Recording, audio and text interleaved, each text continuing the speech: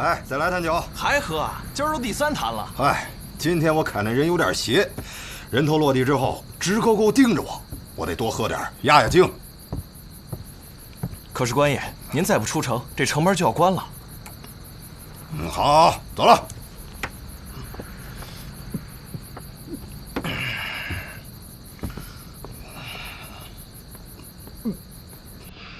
客官慢走啊，有空再来啊，客官。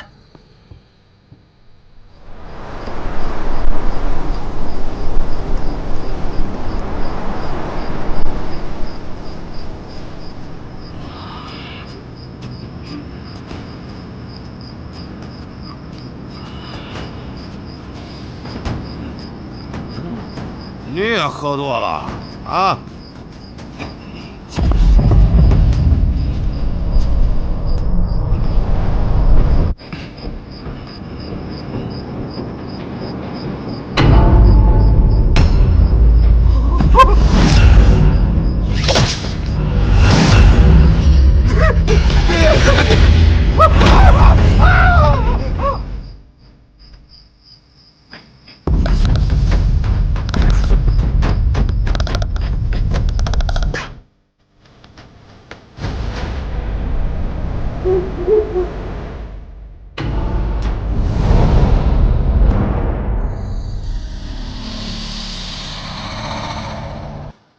哎，又香又脆的蒸饼，吃1个省2个了啊！快来买啊！蒸饼、胡麻饼都有啊。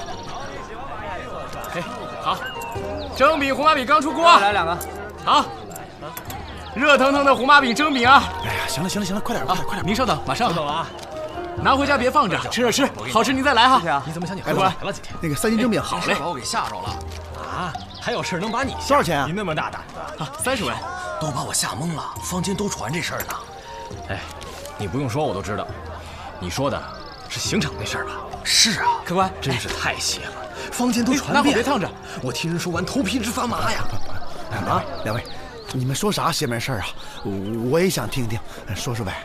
昨天刑场有个叫李三的被斩首了，你听说了吗？听说了，听说了。他呀，昨天夜里来索命了。对呀，这也太吓人了。这件事儿啊，都传遍了。那个砍李三头的王大柱死在刑场了，邪门吧？刽子手死了？可不是吗？都说是李三回来报仇了。哎，我还听说有人昨夜看见李三在大街上游荡，不由得你不信呐？这光天化日之下，这鬼魂之事啊，不可信，不可信啊！你不信？那王大柱的尸体还在刑场躺着呢。你要不信就去看看吧。哎，你的饼。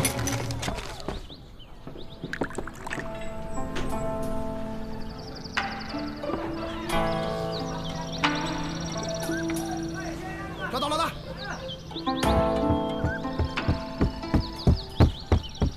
有消息啊！想先听好的还是先听坏的？好消息。柳安坊新开了一家蒸饼店，我排了一上午，终于让我抢到了。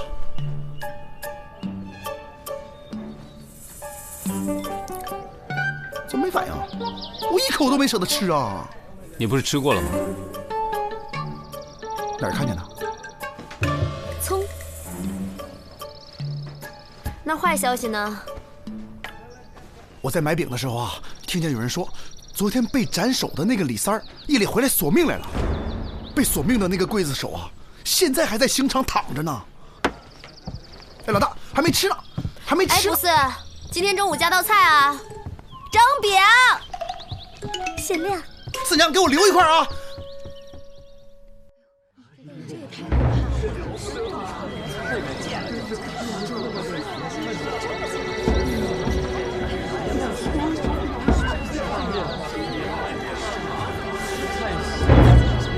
你说你昨天真的看到李三了？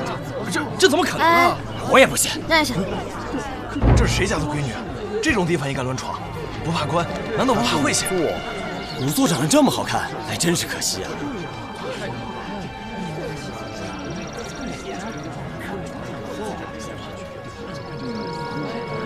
官人，什么？那尸体阴气太重，一个弱女子不宜太过接近。哼，那可不是弱女子。死者是被李三索了性命，尸体上很有可能沾着阴气，靠得太近，容易被恶灵缠身。一派胡言！一派胡言！你一派胡言！昨夜，小的正打算睡下的时候，忽然听到窗外有响动。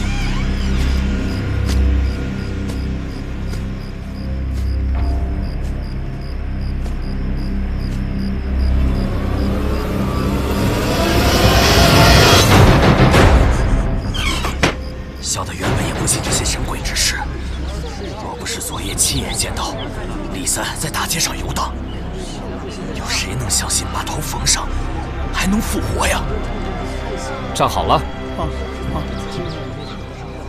死因已经很清楚了，尸体面目青紫，舌尖突出，而且脖颈处有明显的勒痕。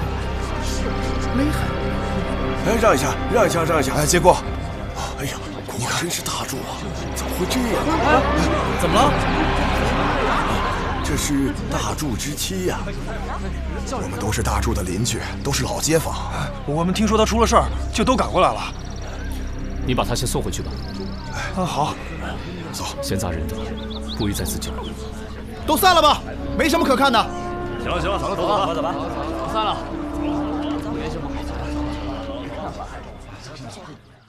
来来来，接下来我们还有更精彩的压轴表演啦！走过路过不要错过，全长安独一份啦！哎，最近这事儿真挺多的，够累的。大家辛苦了啊！哎，来，找了咱好酒犒劳大家。来，光闻这香味我就已经醉了。行，来，行。哎，我说兄弟，哪来的这坛好酒啊？你们可别多想啊，就这一坛，多了没有？是，还不多喝点？快点，来，多喝点。别说了啊，干！哎呦，真不错啊，这好酒。哎呀，忽觉阵阵妖风袭来，这乎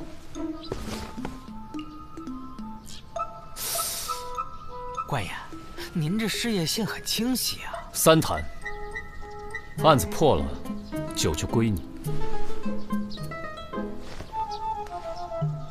4坛。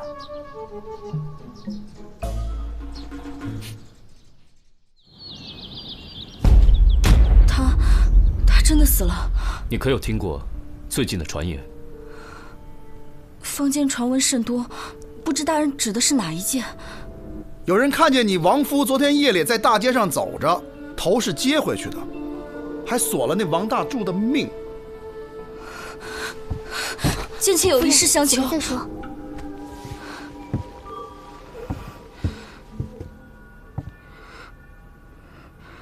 这事埋在我心中已久，可又不知道上哪儿说理去。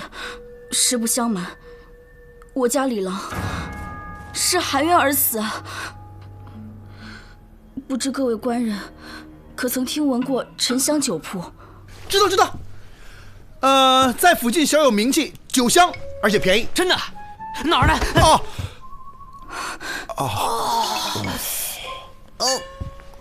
对不住各位官人。 贱妾不能见血。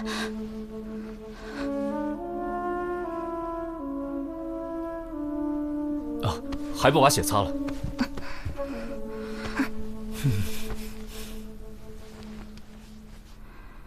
说到这沉香酒铺，正是我家官人多年来的心血。这酒铺名声出去了，却招来了大祸。 1、2、3，开炉喽！哎呀，我来尝尝，闻真香啊！我来尝尝。好了，这是好酒啊！这坛搬过来。确实不错。哎，走，这给我。慢点啊。还有菜，咱们一起。对，大家把这坛灌满。咱们家酒啊，卖得可好了。 新酒出炉喽！我来一坛，别洗，每个都有，拿好了，每个都有啊！别洗了。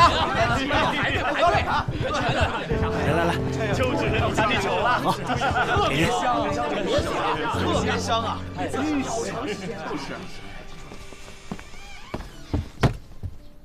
请问，这家酒铺的主人在吗？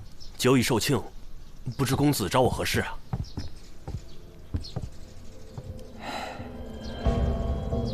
你就是大名鼎鼎的李三喽？小的不敢当。有客人来了，上茶。这就来。久闻沉香铺的大名啊，今天总算是眼见为实。区区小店，不值一提。我也开了一家酒楼，叫摘月楼。好名字啊！不知你是否愿意和我做个交易？公子请说。据说沉香酒楼有一张祖传的方子，只要你肯把方子交给我，我愿意奉上丝绢100匹，锦20匹。你先出去。好。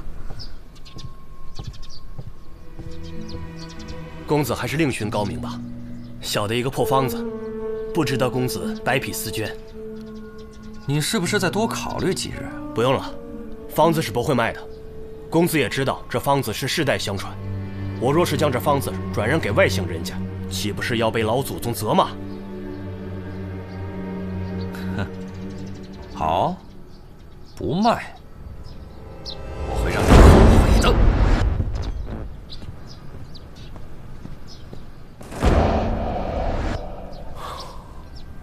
闪开！闪开！闪开！闪开！发生什么？干什么呀这？开走！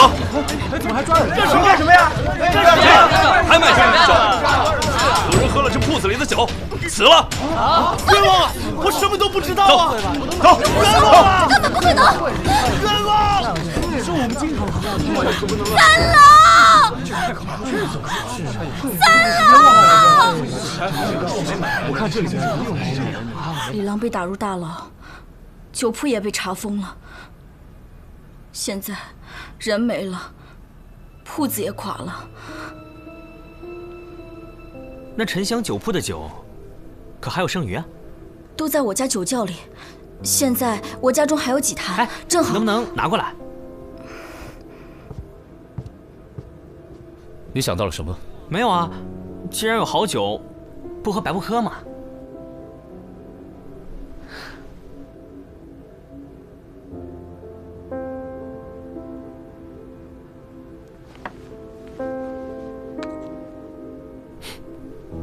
你知道这是什么吗？长安城流行的口脂，这是用朱砂、蜜蜡炼煮进色，加入香料后冷凝而成的。干什么？哎，干什么？哇，真的是特别的俊俏哎！是吧？官人请看。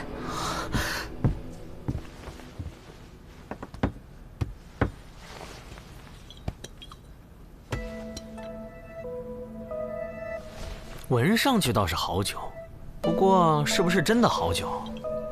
能喝上一杯就更好了。哎，这酒可喝死过人。你可认识花三弟啊？不认识。那你为什么会杀害王大柱？官人何出此言？我一妇道人家，怎会行杀人之事？人当然不是你杀的，而是你指使花三弟去杀的。你在胡说什么？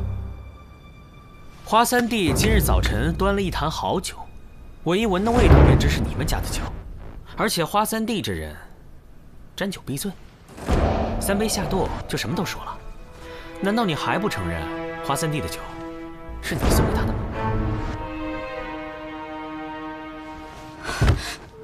贱妾不应该骗官人，这酒的确是我赠予花三弟的，可是我从未指使他去杀害王大柱。这王大柱与我无冤无仇的，我怎么会？王大柱可是杀了你夫君的。如果我推测的没错的话，那日在街上出现的李三，也正是你让花三弟假扮的吧？你不甘心你的丈夫含冤而死，为了引起人们的议论，所以你就制造了死人复活的假象，好让官府重新介入调查。我说的这些都没错吧？官人说的句句属实，我实在没有办法才出此下策。可这王大柱的死与我并无关系，望官人明察，望官人明察啊！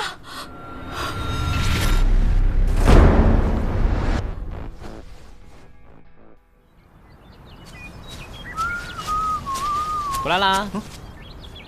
萨姆，你怎么在这儿？哎，有点事要问你。问吧，只要我知道。今天你给我们喝的酒哪儿来的？朋友送的。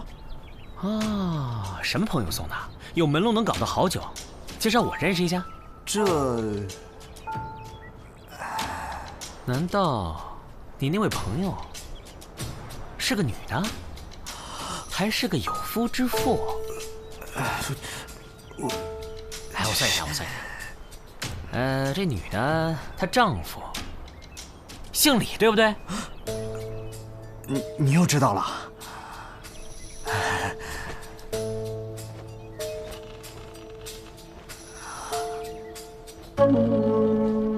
这是我从你枕头底下发现的，你还有什么好说的？我也是一时糊涂，你知道，我一看到好酒我就把王大柱给杀了啊！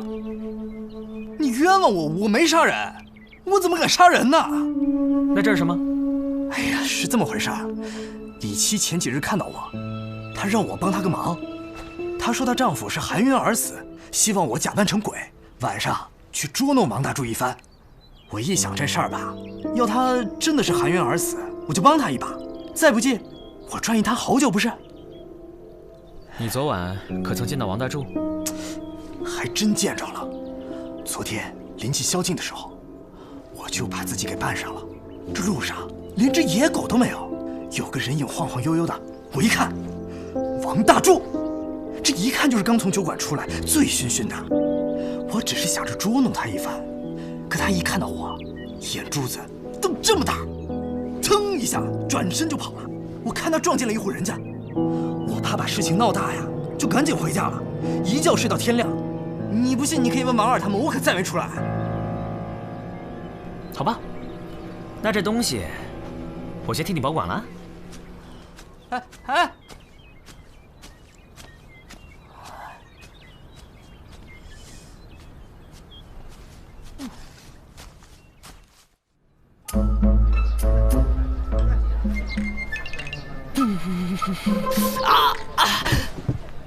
你在李三家又信口开河？哪有？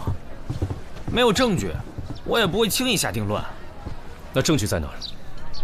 在脸上。哎呀，你这人怎么开不起玩笑啊？不说清楚不许吃。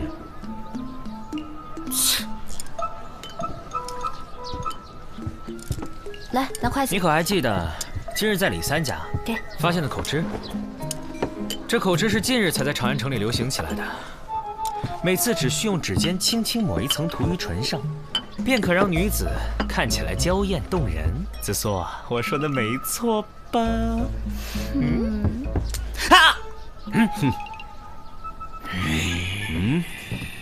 不吃饭瞎折腾什么呢？干嘛？斗鸡啊？我们就先不说鸡，还是说说李七的那盒口汁吧。那口汁，你们可能没有注意到啊，那口汁看起来刚起封不久，但是其中的口汁却已消耗大半，绝不是每天正常取用的量。哎，还有，你记不记得我们刚进李家的时候，李七看到三炮流鼻血，就马上挡住视线，说自己不能见血。所以我推测，李七便是用这口汁代替血，在花三弟的脖子上画出血痕，然后再用绳子装饰。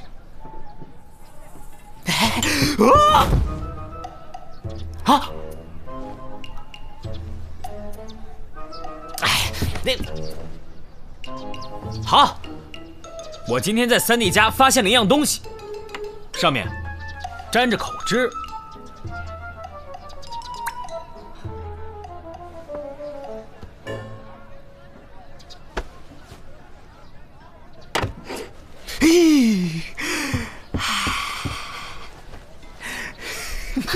神皮面具！别怕！来，子苏，这么说，杀害王大柱的凶手是他？我看并非如此。双叶，尸体上有什么异常？我昨天仔细地检查了王大柱的尸体，上面的确是有一些……行了，吃饭的时候别说这些。吃饭。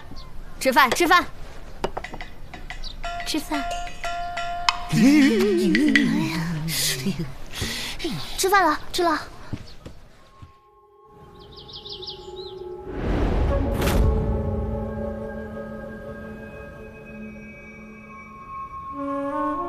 可有什么发现？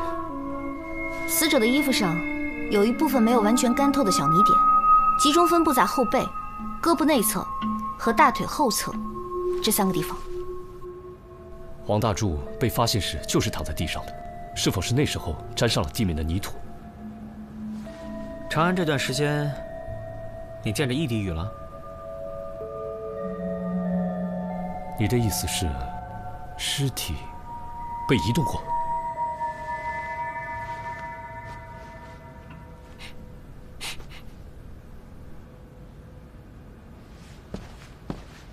不好了，王大柱的妻子死在了家中。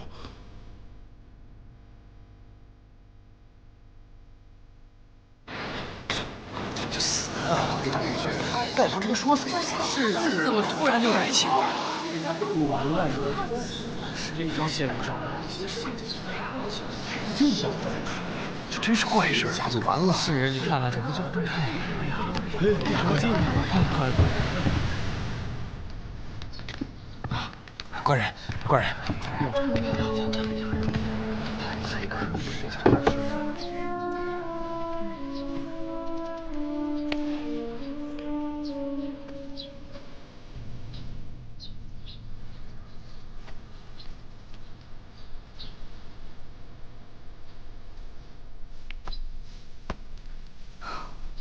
死者是砒霜中毒而死。怎么回事？官人，王妻一直卧病在床，这刚刚醒过来，就说要喝水，结果喝了没2口，这人就没了。这双叶，验一验这些茶具。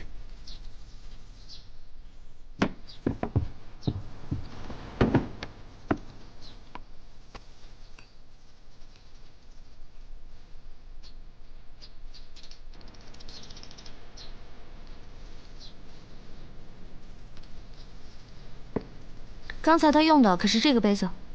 正是。这茶壶里面的水没有问题，但是这杯子里面有砒霜。这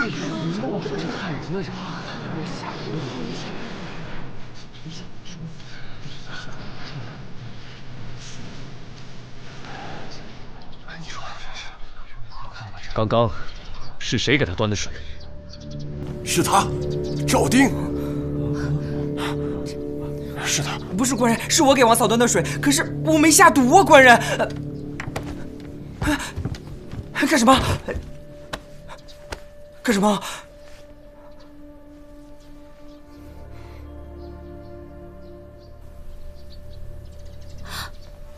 他的手上也有砒霜。啊！官人，我冤枉啊！我不知道我怎么手上会有砒霜，我不知道啊。就是他。我经常看到他调戏王嫂，你别胡说八道好不好？就是他，肯定是他调戏王嫂不成，怀恨在心，才下了毒手。我是调戏了王嫂，但是我没下毒。证据确凿，还敢狡辩？真的不是啊，官人，真的不是，真的不是啊！啊！真没想到，赵丁是这样的人，想到这太坏了，是这样的人。就怕这种。这位大哥，你看什么呢？啊，我是看到你脖子上这个吊坠十分特别，忍不住多看2眼。啊，这是一朋友抵债给我的，珊瑚而已。啊，是，告辞。赵丁，走吧。哎，什么情况这是？收摊了。收摊了啊！凶犯抓住了。可以啊，三炮，我就晚来一会儿，凶犯都抓到了。怎么死的？砒霜中毒，凶手把砒霜涂在了手上，趁着给王妻端水，把砒霜溶进了水里。我冤枉的，我不知道砒霜怎么会在我手上。还在狡辩，带走。哎，等会儿，能不能让我跟他聊会儿？哎，我说，我们这凶手都抓住了，你还有什么可聊的呀？三炮，你们俩留下。是。我们先回去整理案宗。还问。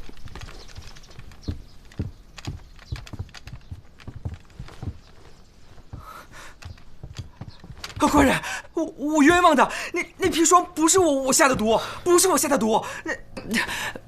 坐。官人，让你坐你就坐。啊。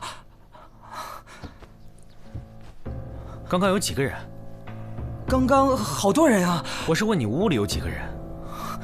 屋里边有刘芳、我、青姐和沈家小妹，还有老吴，5个人。那你说说，王琦死前都发生了什么？越详细越好。王嫂说想要喝水，我就去端水。我看到老吴在不停地擦着一个杯子。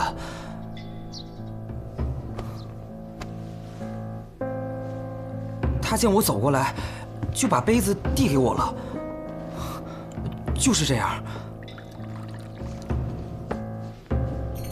后来呢？后来，我端着水走到床边，我走得比较急，绊了一下，还是刘芳扶了我一把。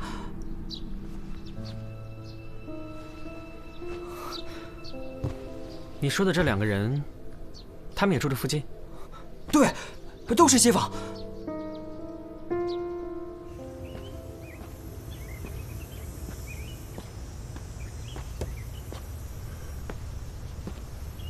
有人在吗？有人吗？哎，这位公子，你大叔，我赶了挺远的路，方不方便请我讨杯水喝？哎呦，当然可以了。这鬼天气啊，又闷又热的，到屋里吧。哎，里边请。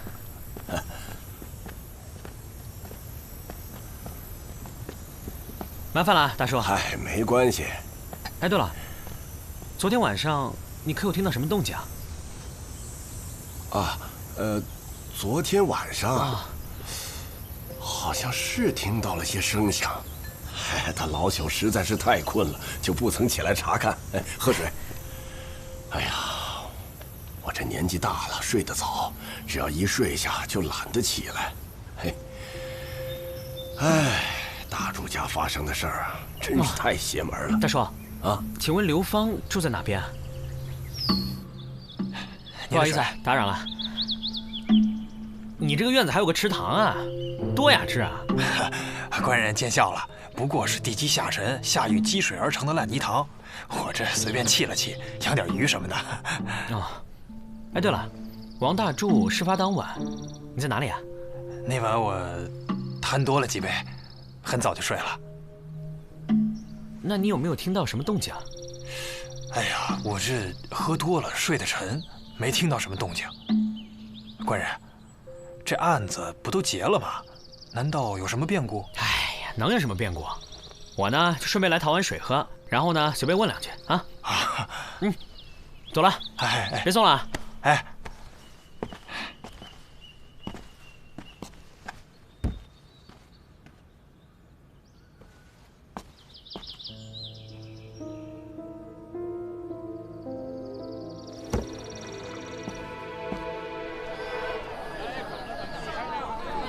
哎，客官，里边请。哎，您吃好了。哎，慢走啊，客官。哎，里边请2位。王大柱跟王琦的案宗已经整理的差不多了，只不过还是有些可疑之处。知道了。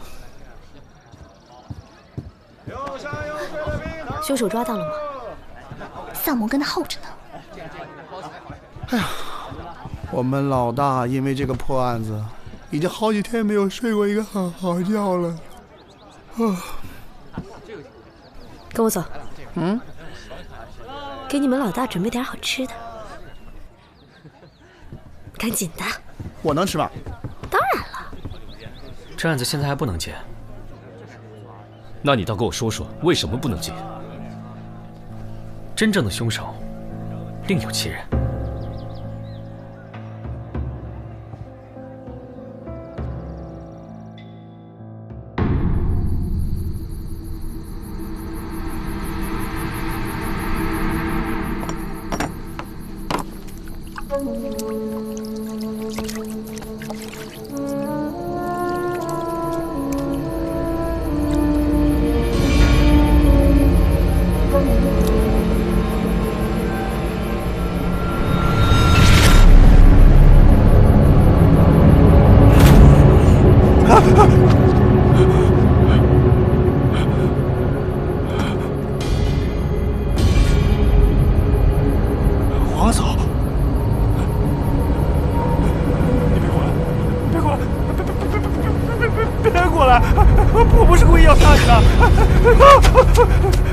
你走开！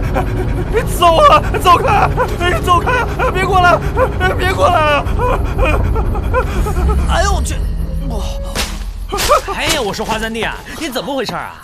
练的时候好好的，关键时候掉链子是不是？哎呀，那之前练得好好的，谁知道这儿有个坑啊？什么坑？什么坑？什么坑啊？你什么眼神啊你？哎，你不要怪我了好不好？反正他都已经承认了，目的不就已经达到了吗？真是的，真是。行了行了，你别说了，你要是不摔倒，他就会多说一点，省得我再多费口舌了吗？扫魔，别玩了。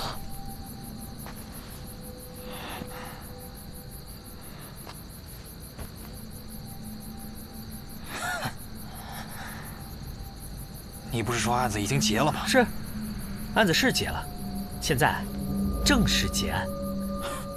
我实在想不清楚，我做的已经很好了，你是怎么开始怀疑我的？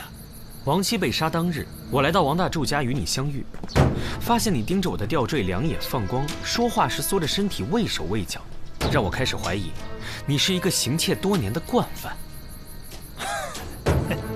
没错，在这长安城中，我纵横了20年，从没失过手。可是，这与王大柱的死有何关联？这刘芳与王大柱又无仇怨。他们的确没有仇怨，只是因为王大柱发现了你的秘密，你才想要杀人灭口吧？你把贼赃藏在自家的水塘里，这样即使你行窃的事实败露，捕吏也很难找到证据。我注意到你家的池塘，这塘中之水久不流动，就是我们常说的死水，这会生成一种特有的腐败腥糟之气。我在王大柱的尸体上也闻到了这样的味道。再加上花三弟说，王大柱目睹李三缝头复活，在极度恐惧之下撞进一户人家，你家的门别很新，应该是撞断之后新换，证明王大柱当晚撞入的就是你家，因受了惊吓，精神恍惚，失足跌落水塘。你怕你的小秘密从此败露，恶从胆边生，将王大柱活活勒死。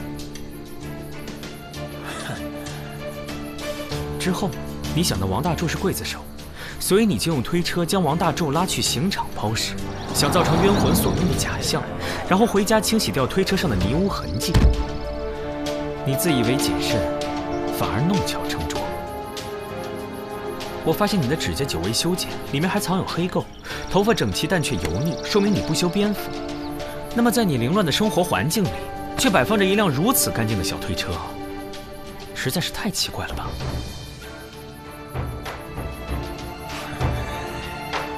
那天给你的那碗水太贵了。没错，他自己不长眼睛，看见了我在水塘里藏东西，我怎么可能让他活着？可是王琦是一个弱女子，你为什么还要残忍地杀害她？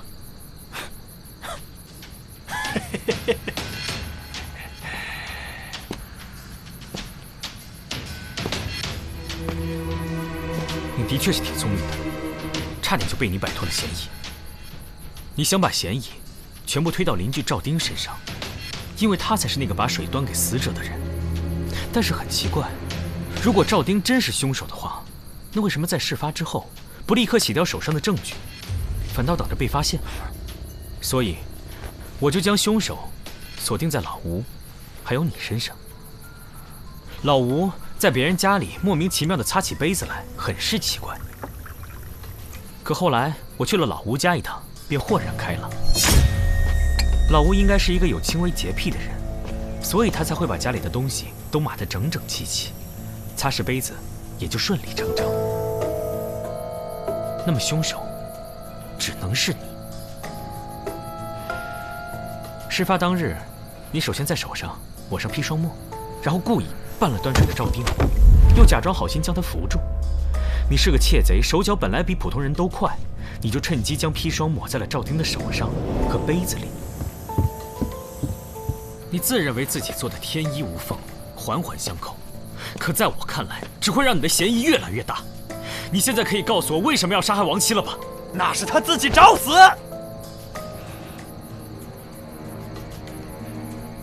她丈夫死的当日，我为了不引起怀疑，我就跟几个邻居陪她去刑场。我特意把沾满泥污的鞋换掉，可他看得我以后夸我鞋干净，哼，这事儿吓得我眼皮跳了好几天。回来我就想，他必须得死，他死了我才心安。证据确凿，你还有什么话要说？既然你已经认罪，那就跟我们走吧。带走。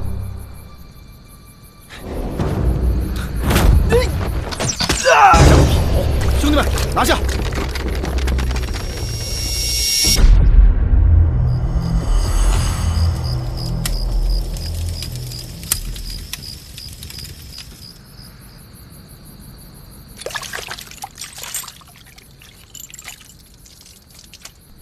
想什么呢？伽罗圣殿，为勇者居之；圣火清凉，为勇者御之。什么意思？没什么。看这玉佩。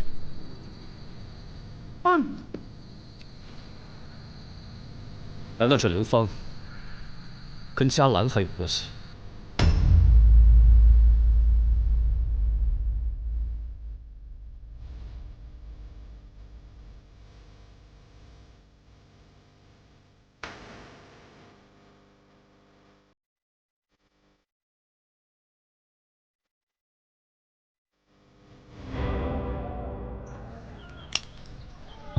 啊，元兄，嘿，你们听说了吗？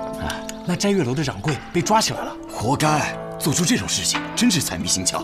是啊，幸好沉香酒铺又回来了，要不喝谁家的酒都不是味儿啊。那还在这儿干嘛呀？去沉香酒铺啊！走，沉香酒铺去。走，走。怎么嫌我的酒不好喝呀？喝酒伤身，请各位切勿贪杯。为了您的妻儿，千万不要酗酒。李少卿，我正在给我的食客们进行营养知识讲座，课已经结束了，不好意思，下次请早。好了，各位，请牢记我们的健康诗：冬吃萝卜，夏吃姜，小酒适量，保健康。沉香酒铺重新开张，切记哦。欠你的4坛酒。那，三毛啊，沉香酒铺老板娘多讲究啊！为了表示感谢，送你4坛酒啊！送呢？哎呀，这就像……走了，走啊，小心点儿。说你呢，后边的。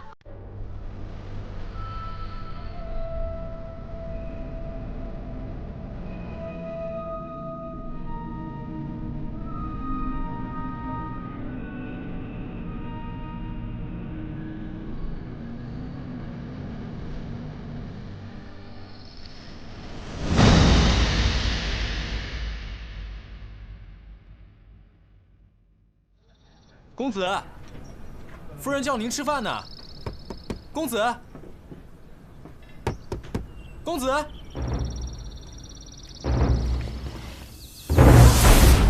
人呐！来人呐！不好了，公子他来人呐！不好了！我的儿啊！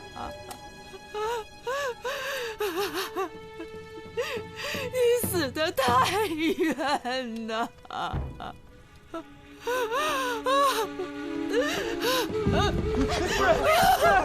夫人，使不得呀，夫人，夫人，夫人。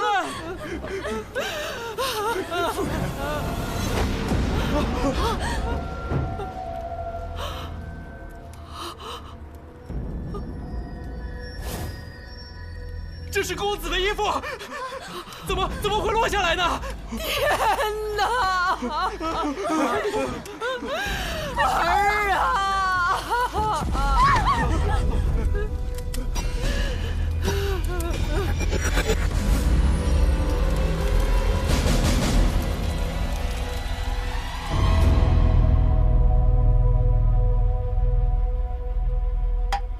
世时，刀立铁，与无量香华，天衣诸影，供养释迦牟尼佛及地藏菩萨仪，一切众会俱付瞻礼，合掌而退。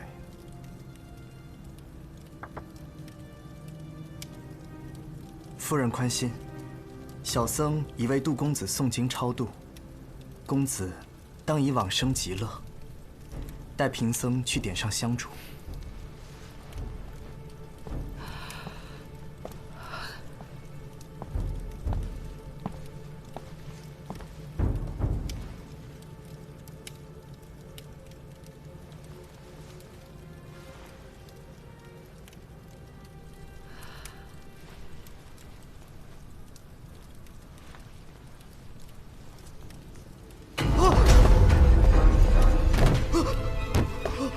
夫人，快来看看！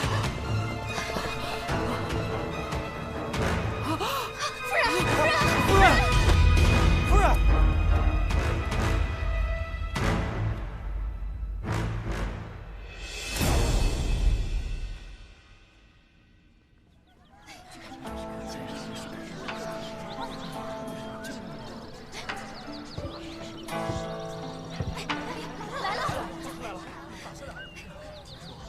老规矩，前2位免费，后面不管多少位，算不准，一概不收钱。这位姑娘请坐。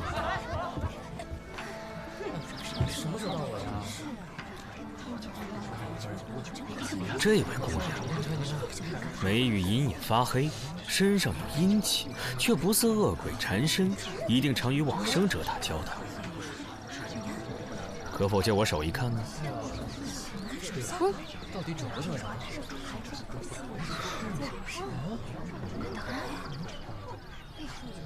你是仵作吧？我是个仵作。大师真是继续传呐！太厉害！哎呀，这位姑娘月德生辉，红鸾星动，眉目中含羞带臊。姑娘此番可是来求姻缘呢？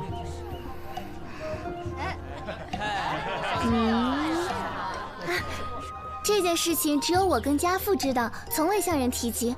您是怎么知道的？上规天道之法，不可说。排累了就进来坐会儿吧，有席上的好吃的好喝的，来拿个号。里面没位置了啊！几位客官往里边请。哎，照顾好了。好嘞。帮忙叫个号。咱们进去坐着。快点儿。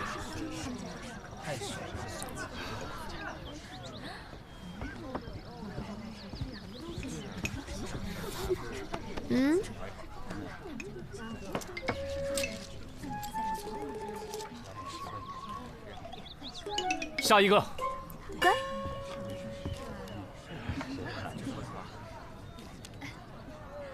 先生，帮我打一卦吧。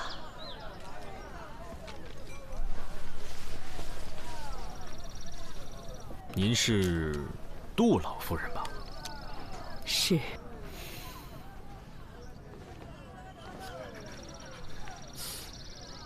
白发人送黑发人，唉，您老千万别悲愁垂涕，节哀顺变吧。不瞒先生，我那过世的儿子又回来了。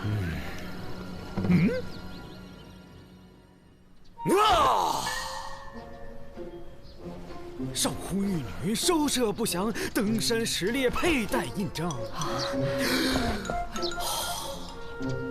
头戴华盖，宗社魁罡，左扶6甲，右卫6丁，前有皇神，后有乐章，何神不服，何鬼敢当？急急如律令，急急如律令。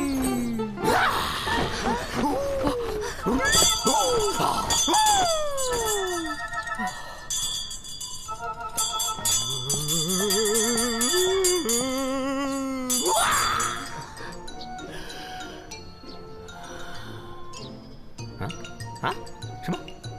啊，好吧。什么？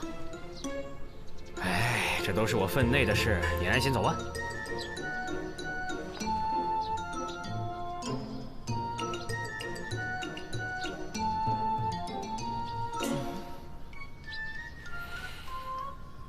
就是这样了。就是哪样了？就是这样了。就是这样了。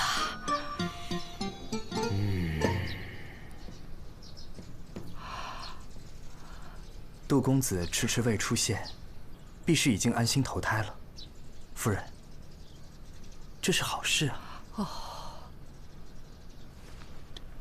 阿弥陀佛，还不快给大师拿酬劳！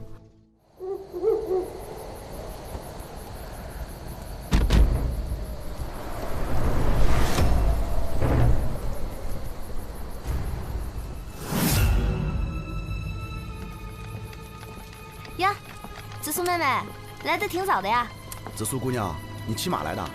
我来的时候他就在这儿了，我看他一直在这徘徊。我猜，死者应该是他的主人，尸体就在后面。啊！死者的身份确认了吗？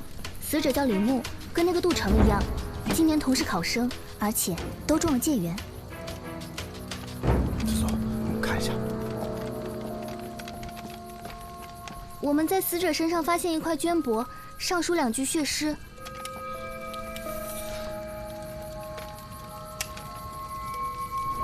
纵使东巡也无益，君王自领美人来。这不过是凶手的障眼法，为了混淆视听罢了。这样就可以把一切罪责都推给鬼魂了。但我查看过这2人的考试记录，水平相差甚远。啊？这么说来，真的是那杜成回来索命的？实际情况是，这个李牧作答相当漂亮，反倒是那个杜成全篇离题千里，2人之间根本不可能存在抄袭现象。这李牧会不会和其他考生？他的答卷独一份，今天赚大发了！哎，那尸体真的是太厉害了！怎么了？哎，别说！哎呀，别说！哎呀，我听不了这个。你说。这尸首分离，头颅和身上都有皮肉伤，应该是在骑马的过程当中，先被斩首，然后坠马的。他是在马上被斩首的，还是跌落下来以后被斩首的？如果是先坠马的话，那头颅应该就在附近啊。可如果是在马上被斩首的话，就如我们所看到的这样，身首异处。马上被斩首。从伤口的擦伤程度来看，这马奔跑的速度应该相当的快。在那个速度下，若想偷袭得手，出刀的力量、速度和准头缺一不可。凶手必是江湖上1等1的高手。你想啊，死者的头颅。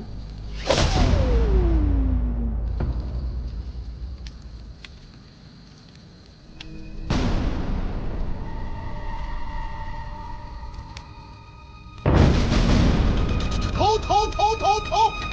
啊！紫苏，快跑！紫苏，快！紫苏，出来！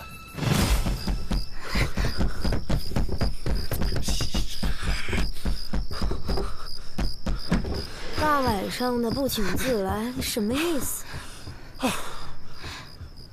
你千万别怕啊！有我呢！我告诉你啊，所有的鬼都怕我，放心好了。怎么了，你们2个？我真见鬼了！死去的书生回来索命来了，死人的头擦飞出去好几丈远。紫苏别怕，就在你们隔壁的南小街。好啦，喝口酒压压惊，喝口茶定定神。你的酒3泡，紫苏妹妹你的茶。我去睡了，走的时候把门带上。干嘛？贪！收费。知道了。这茶，1杯茶1杯酒啊。四娘，你家的茶好辣。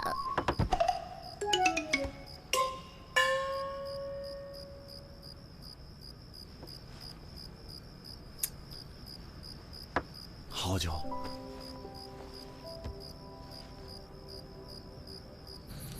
出来。小的是李牧家的家丁。今天夜里，你可有发现什么异常没有？小的早就伺候公子睡了，可是后半夜听到公子的房间里有响动，接着公子就跑出门，径直走到马圈，骑着马就冲出去了。公子好像魔怔了一样，小的还听他不停地喊着什么“冤魂索命啊”。公子真的是被恶鬼缠身了。你家附近就只有这一条小路吗？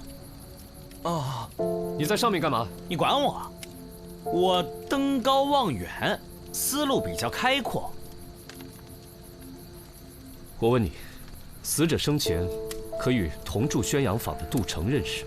我们家公子跟杜成是同窗，曾经拜在一个先生门下。不过这也都是3年前的事儿了。那这3年间，他们之间来往的多吗？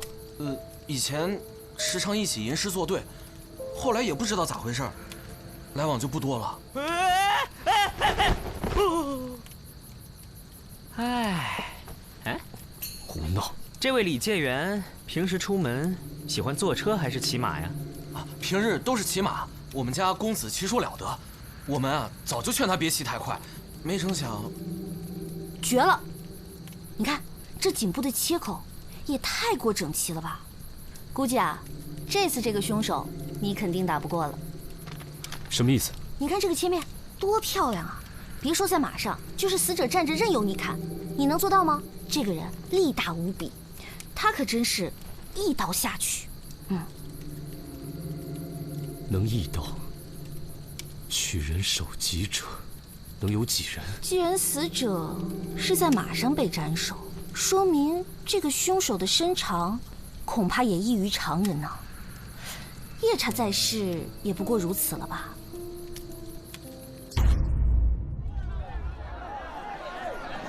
哎，听说没有？那个落榜上吊不成了，昨天晚上黄昏索命，杀了介元李牧，还把人头给割了。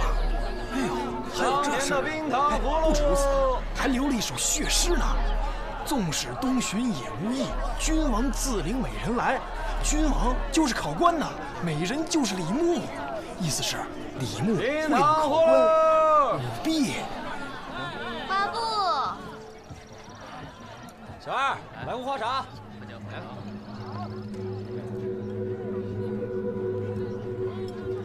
哎，客官，说实在。大师啊，我儿子回来了！我儿子回来了，大师。你的胡子呢？喝酒，这样显年轻。大师啊，昨天晚上他们说我儿子回来索命杀人，一定是谣传。您明明劝他投胎去了。哎呀，真是谢谢您啊！我知道您不便说，点头摇头即可。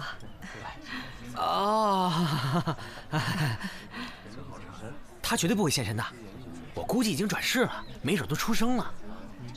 好啊，太好了！愿他生在富贵人家，少吃些苦。多谢先生了，这是给先生的报酬。这怎么好意思呢？小事情。我先出去了。干嘛呢？这忙不开呢？我肚子饿了，我出去打个牙去。恩人，你何必出去吃啊？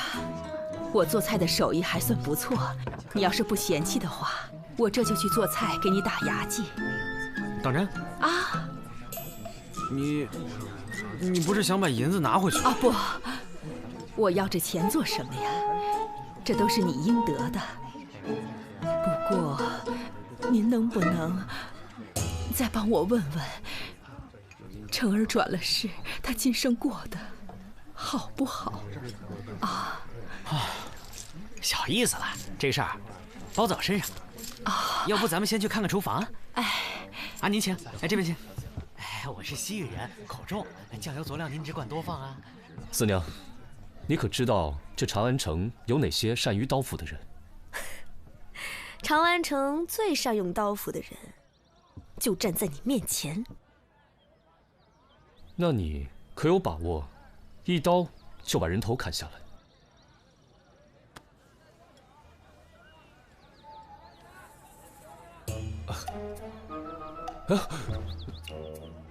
干什么？我就是让你看看，我这是吹弹可破的肌肤，还是硬邦邦的铁疙瘩。我要是能一刀斩断人头，我就去刑场了。我还在这儿干嘛？刚才已经都打探过了，昨天夜里啊，长安城里那几个刽子手都在一起喝酒，在畅谈那个如何能让人死得更愉悦。四娘，最近长安城里有没有什么外来的能人异士啊？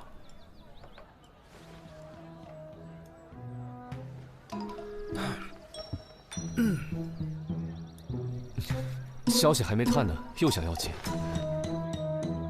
哎，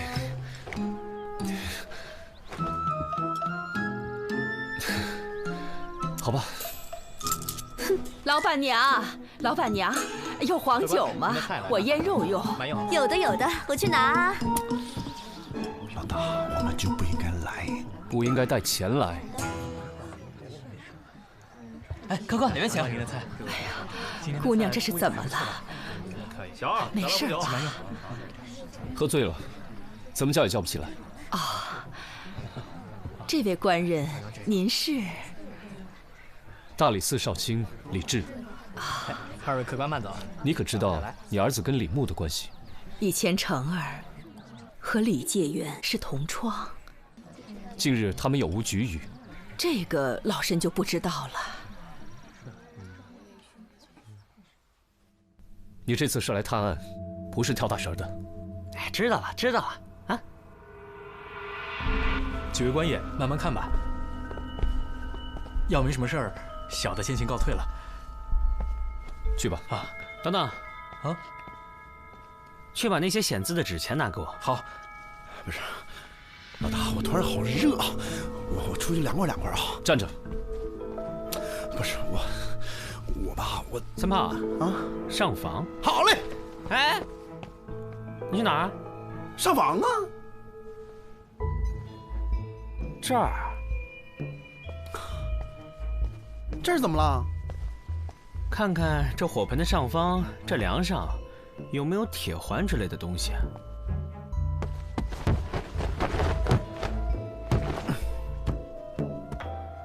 哎，怎么样？有灰。说正经的。有铁环。确实有个铁环。哎，你咋知道的？铁环，这就没错了。窦成的衣服应该是用丝线吊起来，然后从上面的铁环固定，丝线断了，衣服自然就会掉到这个火盆里。官爷，纸钱来了。这个纸钱上是不是还残留着乳臭味啊？嗯。所以呢？所以会显字啊？什么意思啊？应该是有人事先用了乳汁，在这上面写字。当纸钱靠近火盆，一受热，字就会显形了。低级骗术，不值一提。这纸钱有谁动过？这纸钱是从寺庙买的，买来的时候是新的，我拆的，之前没有人动过。三毛，你再看看那边的灵牌。我都看过了，没问题。哎，三炮啊，你去看看，看看有什么机关没有。老大吧，这死者为大，你知道吧？去，要不我去。有什么好玩的吗？哎，双叶，你来啦！啊，快去！四娘让我来告诉你们，她那边收到了风声，说长乐坊东顺大赌庄最近新招了2个力大无比的高人保镖，身长9尺。哇，9尺！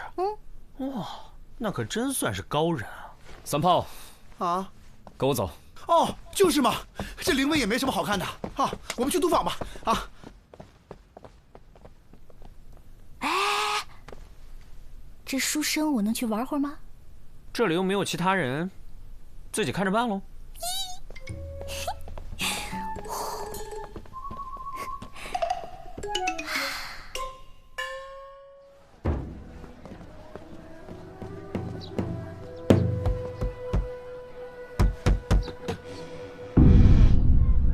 搞啥子嘞？我们是大理寺的，听说贵赌庄新来了2个西域保镖，请2位出来相见。哎，你敢让我们老大吃闭门羹？你什么意思啊你？三炮，上！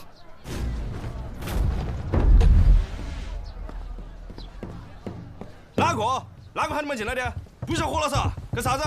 啊！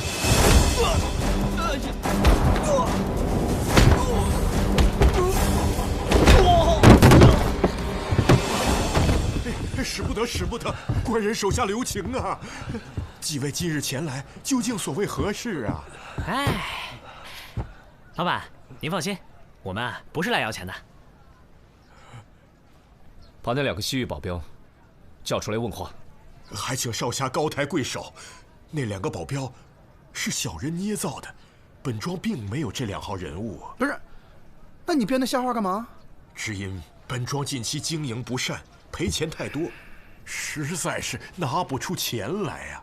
为保平安，方才出此下策。几位官人明察呀，小的绝无恶意，只是借保镖的说辞来震慑那些别有用心之徒啊。把你们庄内武功最高之人叫出来问话。就是他。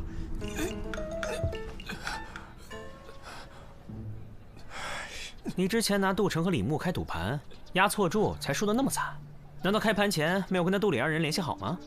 哎呀，官人们呐，这次小的是当真没有联系过那2人。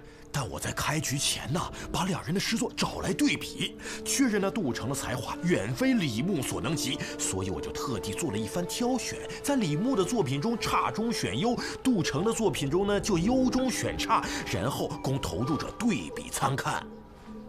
所以，你误导赌客们投注李牧，却没想到李牧会中介元。是啊，谁料到那李牧竟然事先买通了考官，提前得到了考题。那李牧为了铲除劲敌杜城，就假作好意，告诉了杜城错误的题目，那杜城才遗憾落选呢。我问你，你当真觉得，如果凭实力的话，杜城能赢过李牧？小的以性命担保，那杜城才华盖世，李牧绝非对手。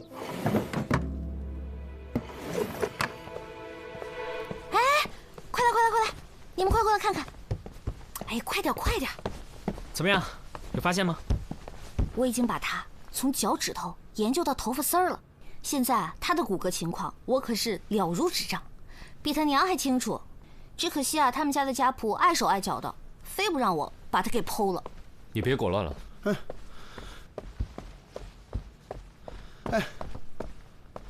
老大，我这没什么发现，就发现一卷风筝线，但是没发现风筝啊。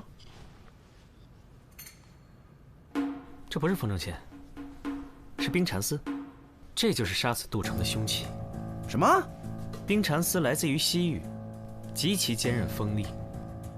我在那条小路的树上也发现了冰蚕丝的勒痕，树上冰蚕丝的勒痕位置很高，寻常人从树下走过不易被发现，但骑马就完全不同了。这位凶手先是深夜潜入李牧家中，假扮杜城还魂。李牧心中有鬼，所以才会慌不择路的骑马离开。而他家门口只有这么一条小路，他身上的擦伤证明他当时骑速极快。经过那棵树时，李牧的头颈被冰蚕丝瞬间割断。我安排3炮暗中搜查几位当事人的房间，有了物证，再想查真凶，自然就易如反掌。那真凶就是杜老太太啊！当初她到我们店里找萨摩算命，目的是为了让我们把一切都往鬼魂夺命上想。这些显字的纸钱也是她之前预备好的。她利用丝线把衣服吊起来，衣服就会掉下来。还有，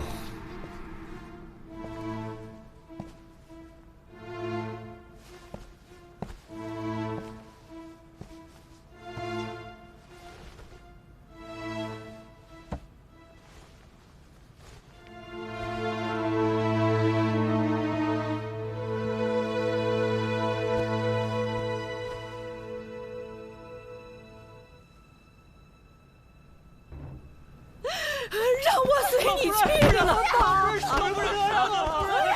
我还活着干什么呀？杜老太趁人不备拔掉了护手，使衣服掉了。之所以怀疑她，是因为当时只有她一个人靠近过这根柱子。这个杜老太看似手无缚鸡之力，若不是发现这卷冰蚕丝，我也不会怀疑到她的身上。不是，老大，这不应该吧？那你说这杜老太太图啥？等等，快来看我家程程。程程？哇，这尸体太带劲了！你就可劲儿折腾吧。你看他颈部的勒痕，好赞吧？杜城是用什么字眼而死啊？他们说是白绫。哦。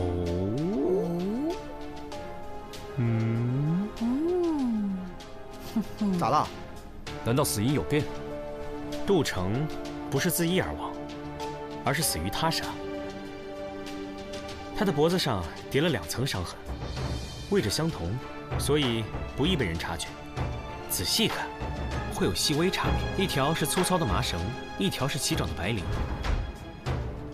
我感觉这是一起连环杀人案。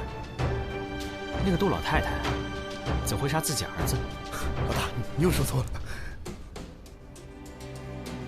三胖啊，再去查一下2个死者之间的关系。好嘞。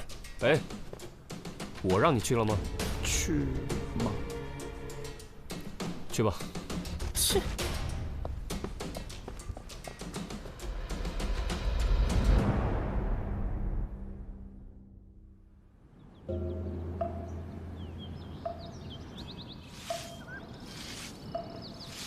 那杜老太有杀人动机，却没有作案时间。李牧死的当晚，他一直在灵堂，有仆人可以作证。哎，小师傅，跟您打听个人，你们这个寺里有没有一个干净的师傅？干净的师傅，就是整洁的师傅。师傅，我们是问之前被杜家请去超度的那位师傅。哦，2位施主是找净放师兄吧？请随我来。干净、整洁。师傅，我们这是去哪儿？去藏经阁。净放师兄在藏经阁受罚抄经书。啊？他为什么受罚？我们觉得也很奇怪。净放师兄一向脾气都很好，但是就在前几日，因丢了扫把，跟师弟动起了手，这不就被受罚到藏经阁抄经书了。每日下午都去，估计得抄半个月。2位施主，这边请。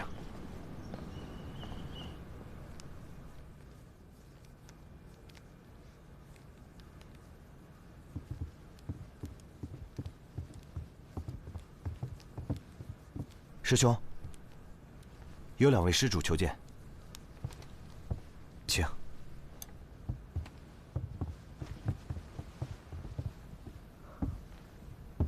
阿弥陀佛。净放师傅，我们呢正在调查一起谋杀案。哦，前几日我们在杜家见过的。你是那日招魂做法的术士？没错。能不能给我讲一下那天你在杜家看到的情形？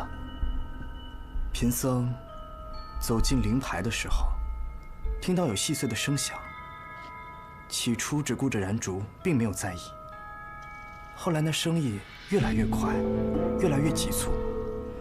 那时贫僧身边并没有人，循声后才发现，原来是灵牌上凭空出现了字，一点点的，还血淋淋的，就像是有个鬼魂，攥着刀，站着写在刻字一样。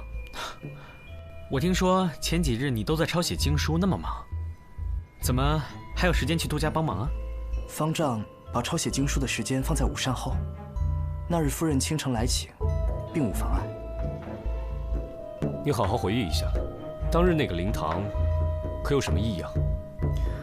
冤魂显灵，戾气冲天，唯愿逝者早登极乐。阿弥陀佛。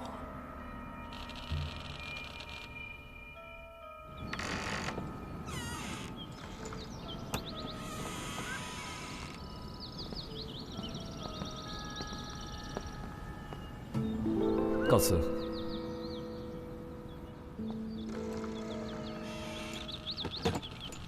2位施主，2位施主，外边有人找你们。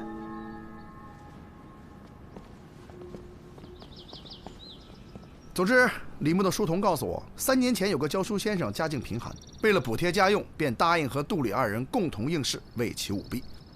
当时杜李2人的资历和才情都差得很远，杜成在考前就退出了。但是李牧为人急功近利，他参加了，所以才出了这么一档的事儿。那为什么只有这位先生吃了官司？东窗事发后，李牧把自己摘得干净，把责任全都推到了先生身上。先生后来找到了杜没有答应帮他作证，因为他怕毁了自己的大好前程。后来这个先生积郁成疾，投河自尽了。杜成也是因为此事，才跟李牧疏远了。这都是3年前的事情，和本案有何联系？他先生是死了，但是先生留了一个儿子，现在已成了孤儿。也就是说，如果这孩子还活着，为父报仇也说得过去。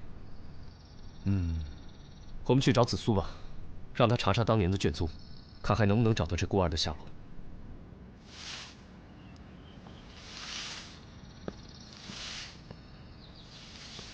小师傅，我想打听一下，你还记不记得净放师傅那天跟你打架，伤到哪儿了？脸上和手上都有，不知道身上有没有。那是抓伤呢，还是淤伤？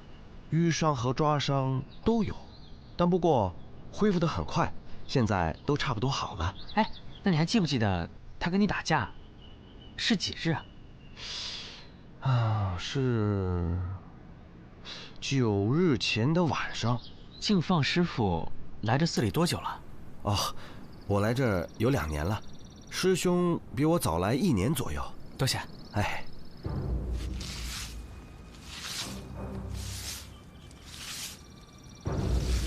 我们可以去逮捕净放了。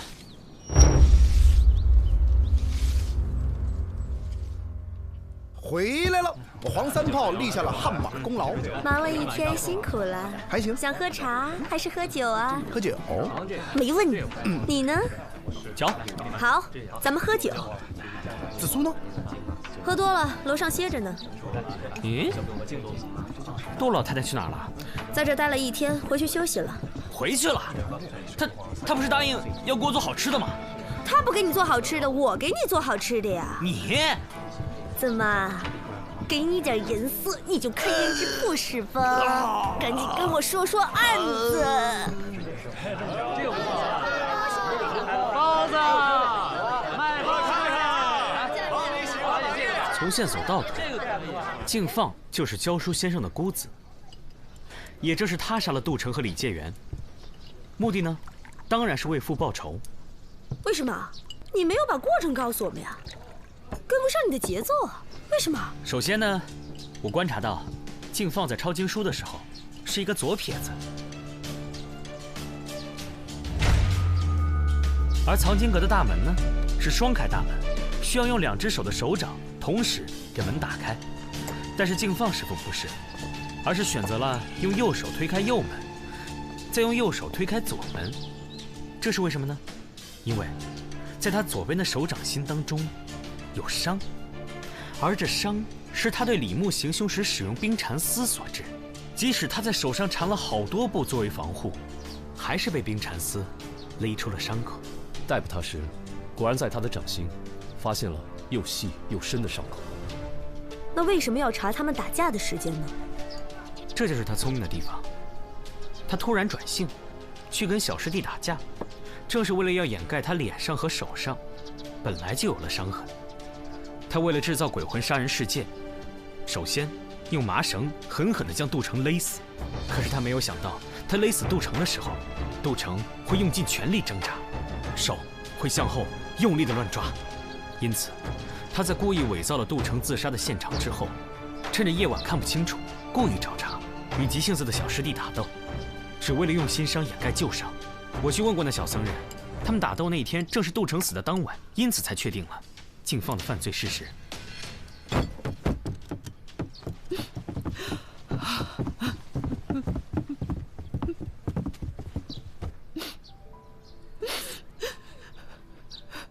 你刚才说，我儿子不是自杀，而是他杀。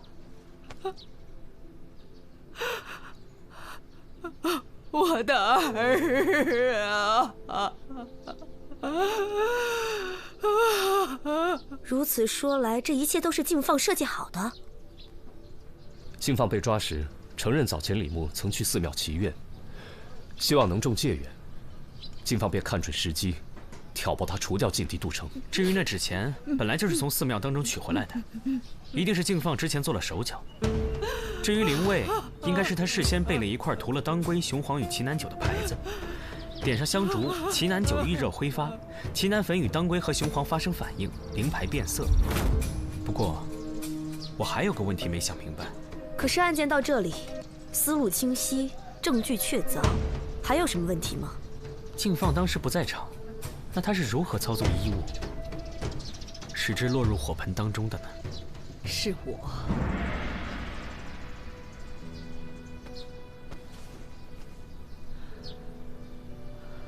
成儿走了以后，敬放找到我，表明了身份。他还告诉我，成儿并非落榜自缢，而是被李牧所害。我当时听了，心里绞痛难忍，便答应和他一起谋害李牧。我初次到这里来求你们做法，也是他授意的。他说，只有这样先做铺垫，才能洗清干系，才能制造鬼魂杀人的舆论。设计纸钱、衣服，还有特别请敬放来做法，都是为了让大家误以为是成儿还魂，扰乱视听，以便洗清我们的嫌疑。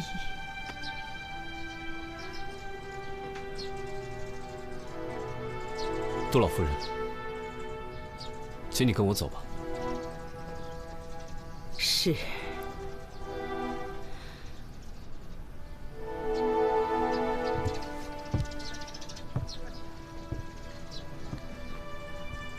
这坛酒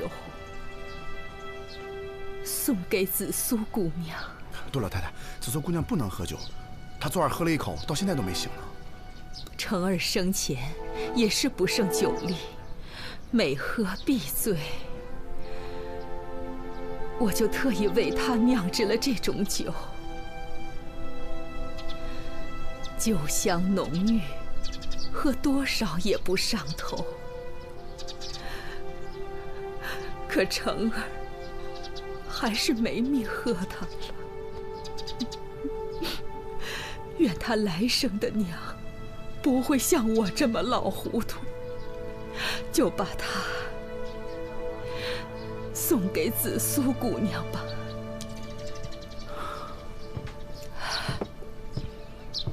等等，他有苦衷，又是从犯，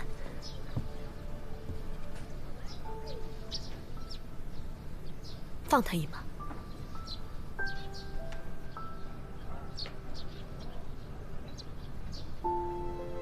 他若以合谋论处，难逃死刑，但他也是受人所骗，或许可以从轻处置。李治，姑娘，费心了。重判也好，轻处也罢，终不过是拖着这把老骨头了此残生而已。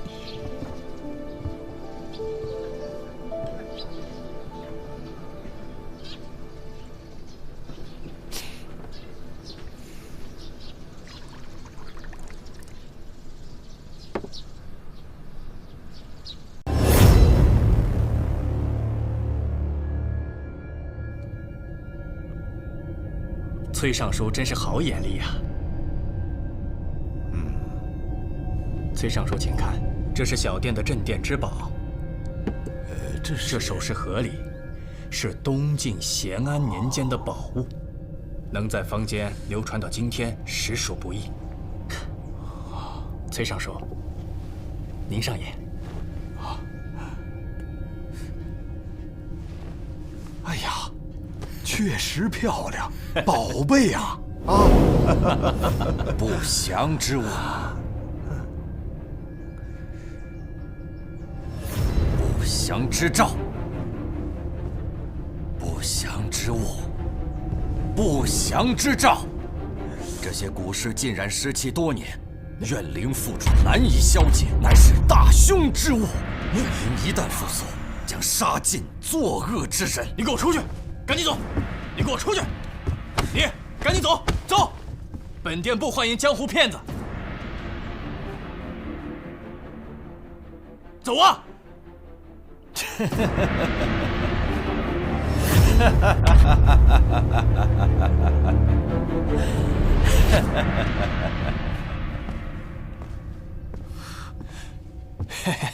虚惊一场，哈，虚惊一场。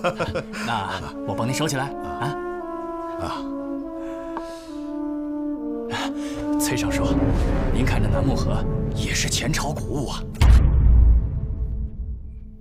光听崔老兄说了半天，我们可一眼还没见着呢。啊，崔尚书，魏晋古玩我也收过几件。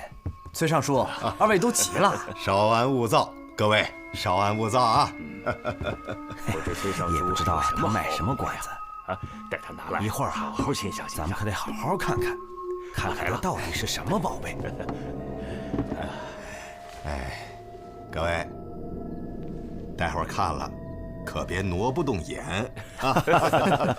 打开，打开。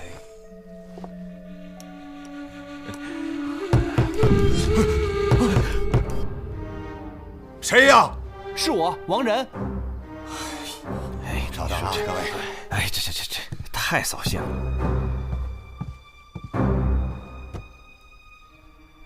主人，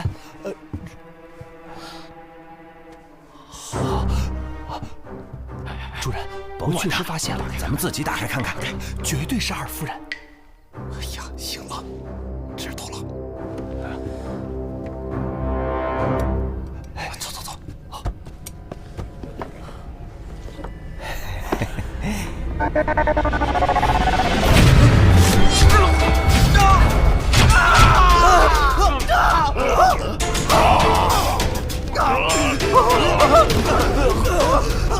快来人呐！快来人呐！主人，怎么了？怎么了？主人，怎么了？主人。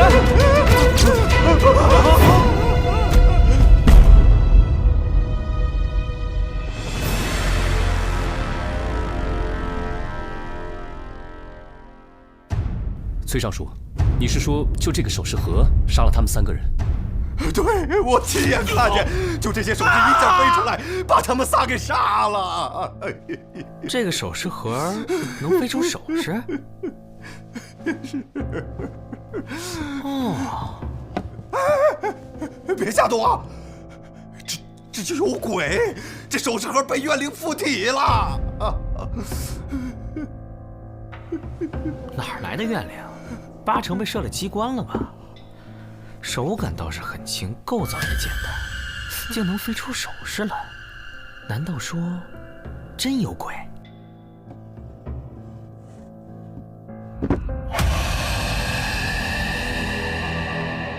能飞出首饰？啊！小三！行，下来。哼，这死因差不多清楚了。赵大夫死于窒息，侍郎和秀才死于失血过多。至于他们的致命伤嘛，就如我们看到的这样。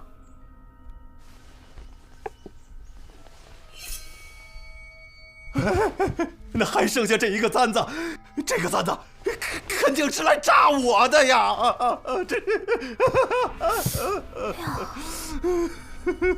少说也是咸安年间的物件啊。崔尚书，你对这首饰盒来历清楚吗？还有，你为什么要去买它？又为什么要去11轩买它？一概不要问我，我什么都不知道。不问了。既然你那么害怕，那这个金钗呢？还有这个首饰盒，我都替你保管。萨摩多罗，快让他拿走！快让他拿走啊！拿走了，别害怕了。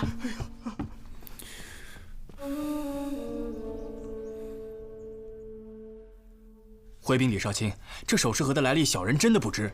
小店就是卖些寻常古物养家糊口啊。我只不过告诉崔尚书，那是咸安年间的古物。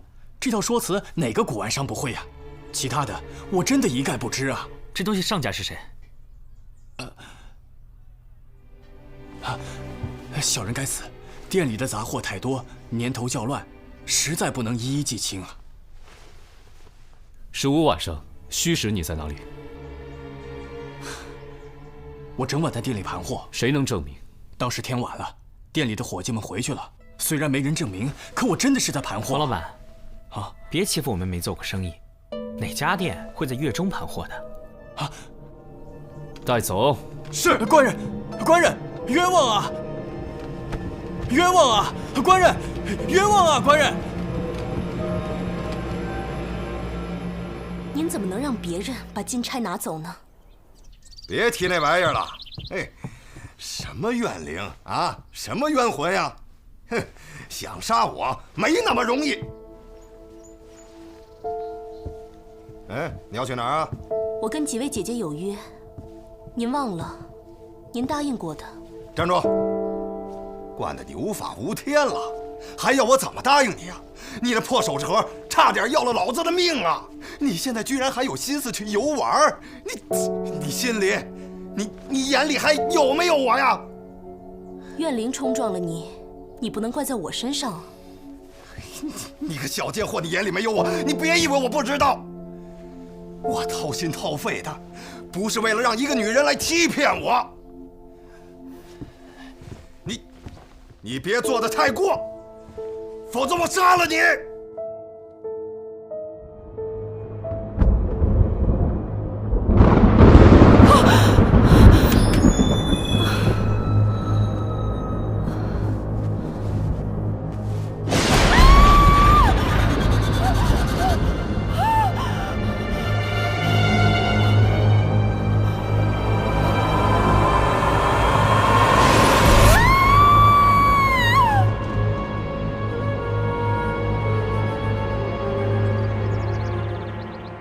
崔夫人，昨夜你有没有听到什么动静？他就睡在你身边，你就没有听到崔尚书挣扎吗？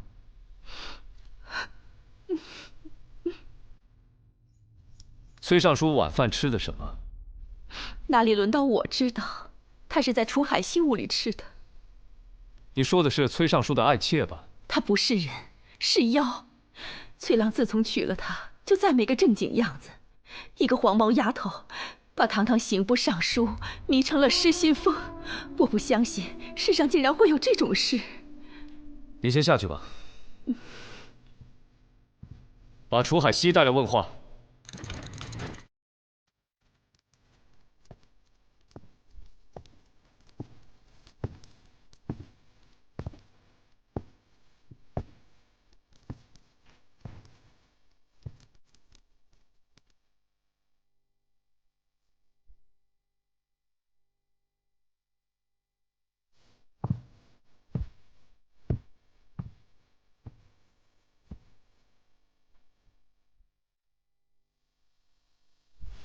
昨晚亥时，你在哪儿？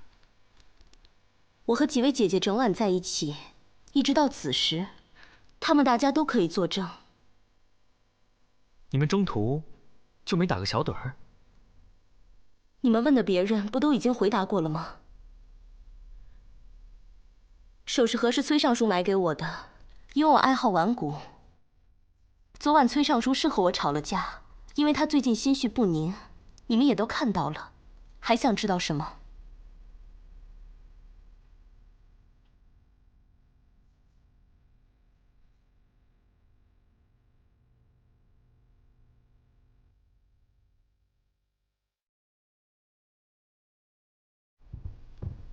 大员被杀，人心惶惶，已经开始有人议论大唐的气运了。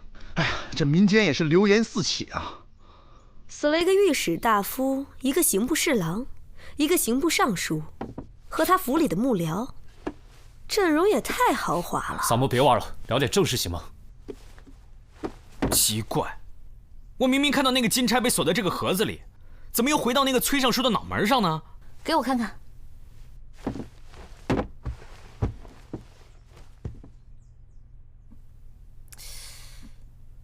没错，是东晋的古物，肯定没有调包。你们还记得崔尚书说他在十一轩遇到的那个道士吗？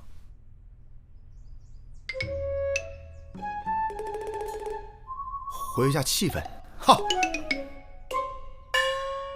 我来查。那好吧，我和紫苏去梳理一下那4个死者的背景。这个归你管。崔尚书的会客室里面好像有一种气味。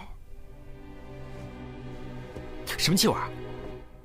就是那种，我隐约能感觉到，但是吧，我嗅觉在五感里面，是离记忆最近的感官。你有没有办法把它还原出来？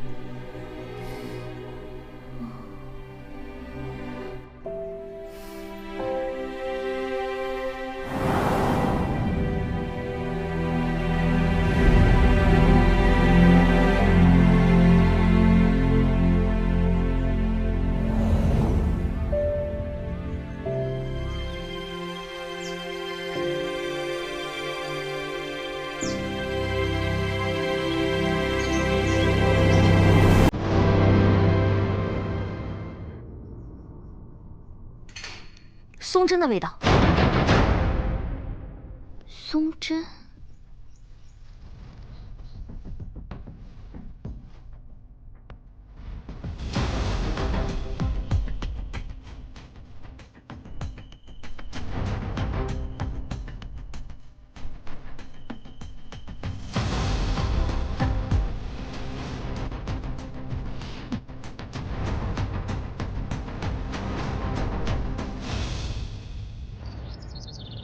崔尚书刚刚出殡，你就急着跟别人私奔跑路，就不怕被人戳脊梁骨吗？崔尚书一直让他的心腹王仁暗中调查你，他知道你在外面有个情人。崔尚书因爱生恨，曾对你起过杀心，也曾当面威胁过你，可有此事？你能不能说点我不知道的？啊？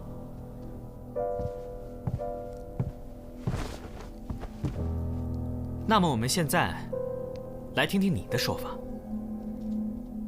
你对崔尚书什么感觉？说实话，厌恶。我是被他抢来的，那也算不上什么仇恨。毕竟他对我很好，他只是个寂寞的老人罢了。继续啊。我爹是个法师，专管招魂的。本来觉得我悟性不错，想让我继承衣钵，可崔尚书看上了我。嫁进府中之后，我的确一直盘算着逃走，出去做个云游的女道士，继续钻研法术。你们以为我就想换个夫君，也太小瞧我了吧？既然你精通古物的话，那么你一定清楚那个首饰盒的来历。我只知道那套首饰盒的历任主人都死于非命。曾经还有个小户人家被灭门，但我就是喜欢邪气的东西，所以才撺掇崔尚书去买的。这事儿沧海阁的贾掌柜也知道，不妨去问。你知不知道怎么把东西做旧啊？就是那种从古墓里刨出来的旧。比如说呢，这对耳环。你要干什么？宋然，我倒是有一个差不多的耳环，是梁朝的墓葬品。那你方不方便把它卖给我，算我便宜点嘛？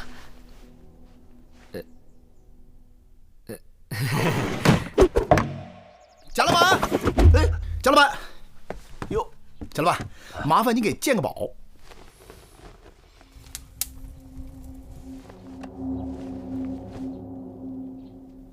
咸安年间的楠木盒，不是，你可瞅准喽？不相信你来干嘛？如果我没说错的话，是逸轩花钱买的吧？哟，你连这都知道啊，贾老板，那你就给说说啊。当初我跟石宜轩的冯玉还争抢过这个首饰盒哦，我非常清楚，但这是个秘密。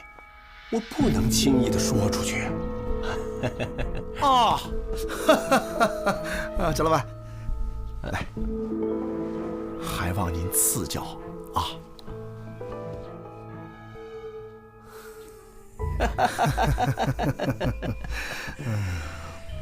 哎呀，您这是？一定是最近的案子。大理寺有什么进展吗？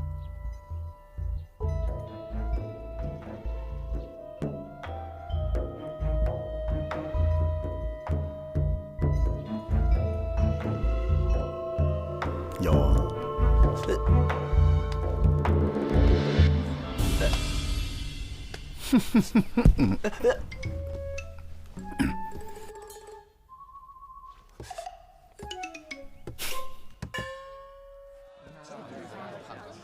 你就这么放楚海西回去？你能确定和他没有干系？确定啊，没有证据，怎么能随便扣人？老大，首饰盒我已经鉴定过了，确定没有问题。但是我发现沧海阁的贾掌柜有点不太对劲儿，说话遮遮掩掩，神色可疑，多问2句就往后缩。这几天你盯着他。好。哎，子硕，这个崔尚书、赵御史还有李侍郎，他们当中有谁以前审理过什么灭门案吗？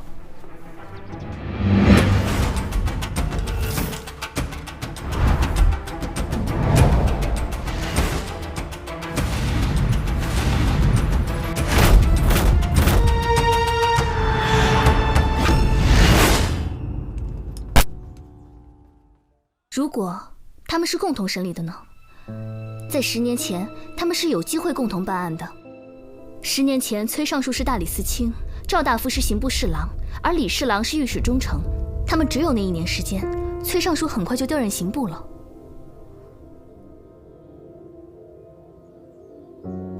所以在那1年里，如果有3、4会审的案件，就是他们3人共同负责的。灭门案还真有一桩。我记得是在洛阳，案子本身倒没什么，奇就奇在凶手被判死刑之后逃狱了，到现在还没有伏法。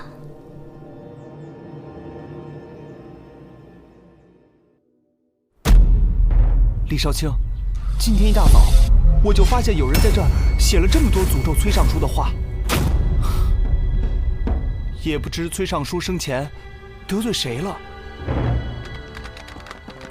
老大，在西角的廊檐上也发现了脚印，而且地上还有几滴红色的颜料。只有廊檐上有脚印，造事者进院之后，多半是脚不沾地。脚不沾地还能拎着颜料在墙上题字儿，这人轻功不比我差呀。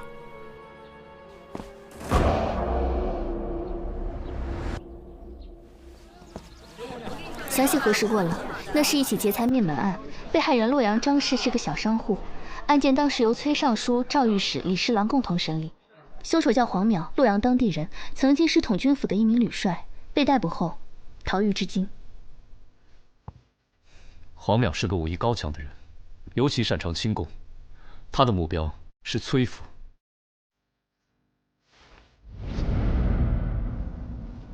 这就是黄淼。对，能够躲上10年，想必自有一套生存之道。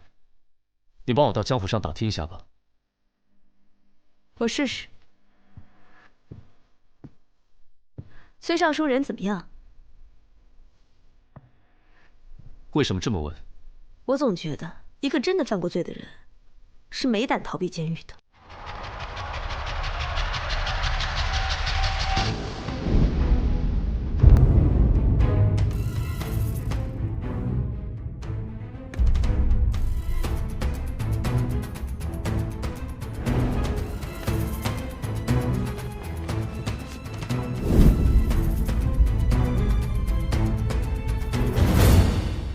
谢谢。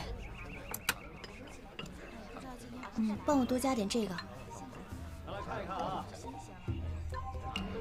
清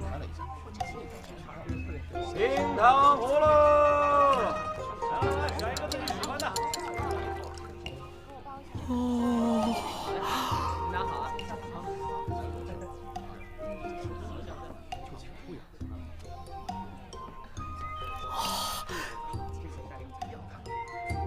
哎，你怎么插队呀？没插队啊，我原来就站这儿啊。哎呀，我刚才就上了茅房，你没看见？大哥大姐，行行好，伤口吃了吧？走开，走开！你给我来一份。啊？啊？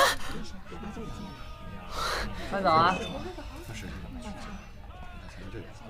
哎，这个位置是我的啊。下来啊！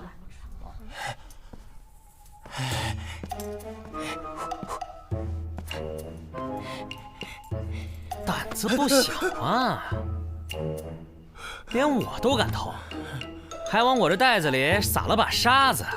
你这练的哪一路啊？无影手？来，我见识见识，你还说了些什么？我看。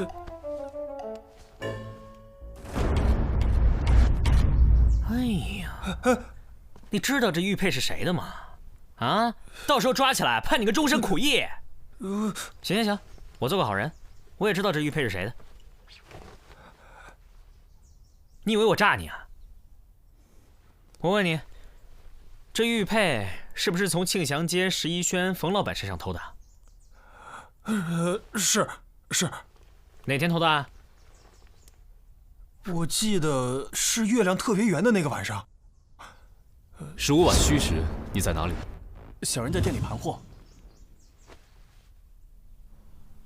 据目击者称，15晚上案发之时，你确实是在盘货。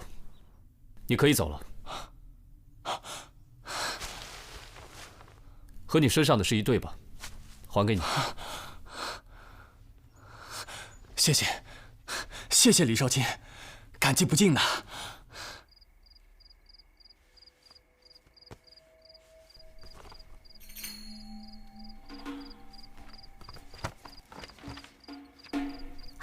找到了。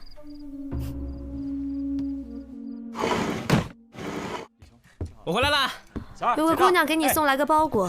客官，你慢走啊！啊。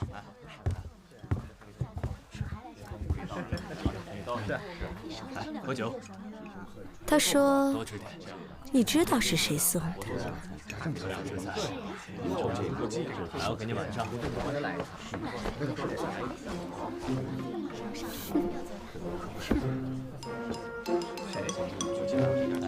喝酒。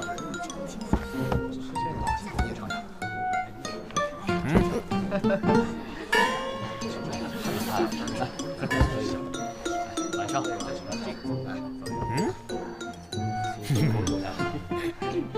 酒量真好。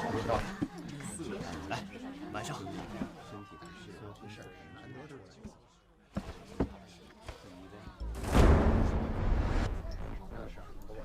楚海西。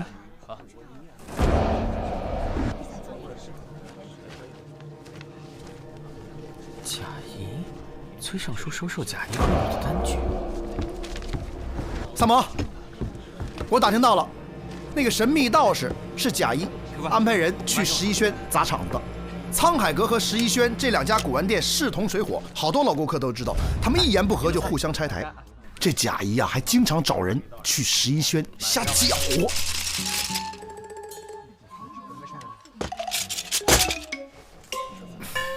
来，你再看看这个。贾老板，哟，贾老板，麻烦你给鉴个宝。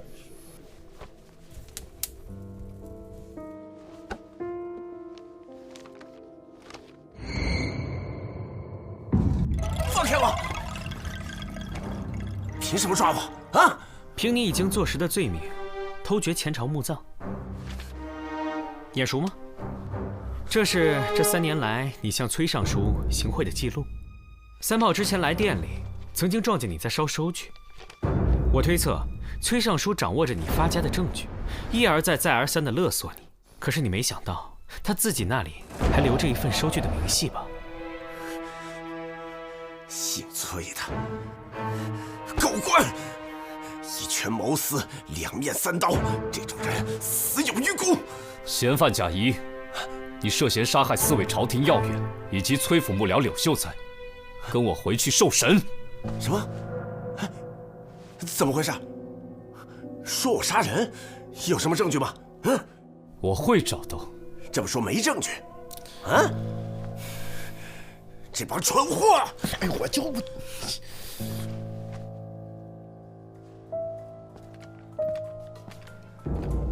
哎，这个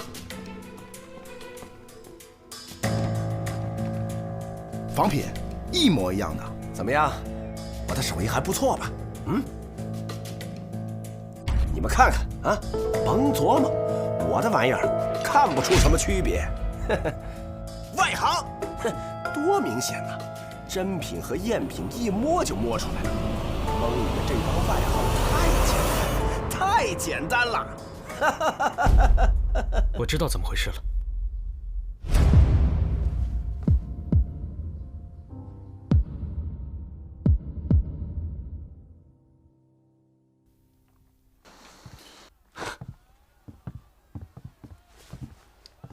萨摩兄，冯掌柜，一直想来你店里瞧瞧，最近生意可好？托您的福，还过得去。哦，这都得多谢您救我出来。在下备了份薄礼，一直想给您送去。今年巧了，来来来，太客气了你，都自己人，送礼就见外了。哎，冯老板，你这地方很雅致啊。请坐。哎，这个香味儿挺特别的，您这熏的是千年沉香。哦，感谢萨摩兄上次出手相助，一份薄礼，不成敬意。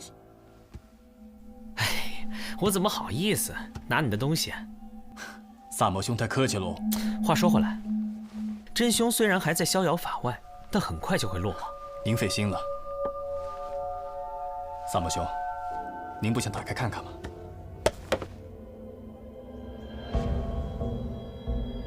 冯老板，你这香是假货吧？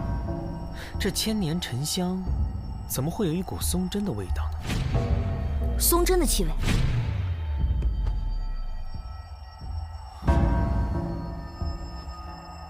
萨摩兄，萨摩兄。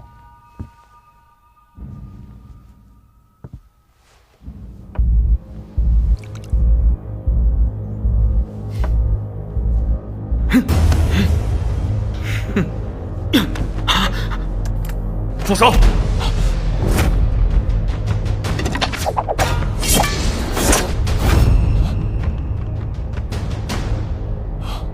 冯掌柜藏得很深呢。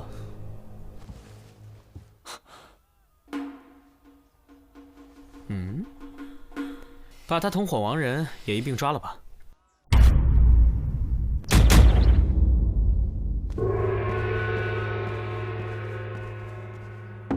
王忠诚，案发时赵御史他们打开的并不是你手中这个真首饰盒，而是一个高仿的赝品。赝品？没错。凶手在那个赝品盒子里安上特制的弹簧装置，发射首饰。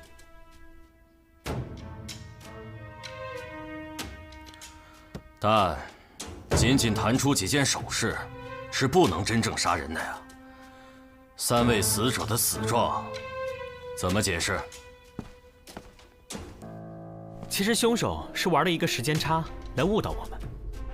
大家一直想不明白，首饰飞出之后是怎么立即导致3位死者被勒死、被割腕和切断手指的。其实事实就是，崔尚书看见首饰飞出之后惊呼，和家丁们听到声音之后赶来，两件事情不是连续发生的。崔尚书没有意识到自己昏迷了一段时间。而所有的杀人和布置现场，都是在他昏迷的这段时间之内完成的。他怎么会不知道自己昏迷了呢？那就要依靠一种特殊的迷香了。对，没错，西域有一种名叫秋罗草的植物，具有致幻的作用，而用它提炼的迷香有近似松针的气味。人被熏过之后，并不会出现先兆，但这时如果心跳突然加速，就会中毒昏迷。但这样的昏迷程度是很浅的，可以通过大力拍打、摇晃把其唤醒。正是因为程度浅，也就不会造成大脑昏沉、记忆空白，所以人醒来时不太能意识到记忆的断层。如果再在昏迷前后制造出2个紧密衔接的景象，来强化这个人的记忆的话，他就会认为这2件事情是连续发生的。崔尚书昏迷前看见首饰飞出的异象，醒来后又看见3人被首饰所杀的死状，便形成了首饰杀人的连续性记忆。双眼帮我体验了一下，被这种迷香放倒时，眼前会出现亮光，而这种现象让崔尚书误以为是首饰盒里射出的强光。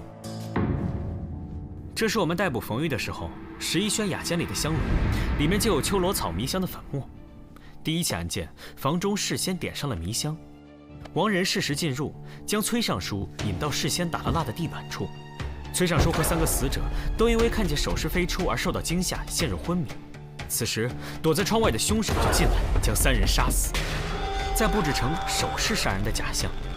此时，王仁再招呼家丁们冲进来，摇醒地上的崔尚书，使他形成假记忆。那么，崔尚书的死呢？首饰盒是被你带走的，金钗就装在里面，怎么不翼而飞的呢？调包。啊。第2起案件是王仁做的，他们手里有2个精心仿制的假首饰盒，一个装有机关，用来吓唬崔尚书，肯定已经被处理掉了。第2个没有机关，里外都和真品完全一样，用来迷惑我。我勘察现场时，桌上放的正是第2个赝品，所以我当时拿走的正是装有金钗的假首饰盒，趁我不备时被调包成了空的真盒子。到底是怎么调的包？这么大的盒子，你一点都没有察觉吗？把人带上来吧。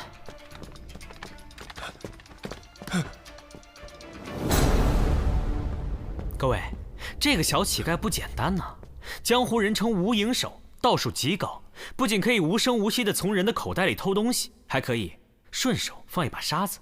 哼，那是你没有武功，你让他偷我试试。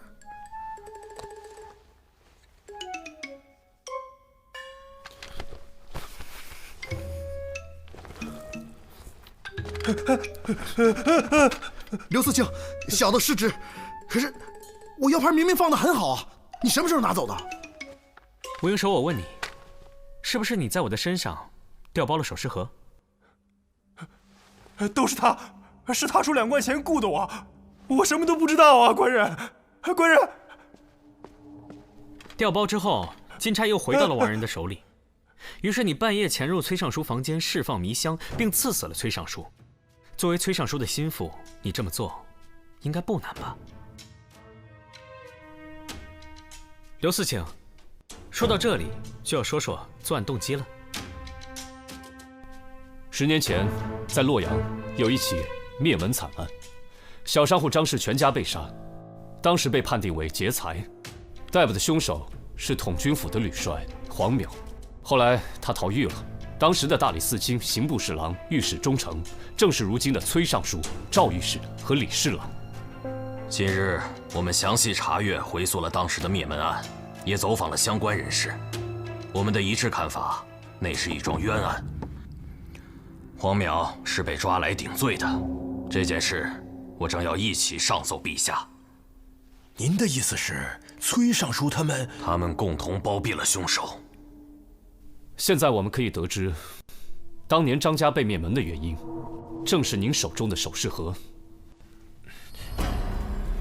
快拿走！刘四清，这套咸安年间的首饰是他们的传家宝。小户人家有这种价值连城的东西，确实容易招祸。匪帮上门来抢夺古饰，张家不肯交出，就被灭了门。而因为官匪勾结，判案的3位官员收了贿赂，就共同掩盖了真相，抓了个无辜者定罪。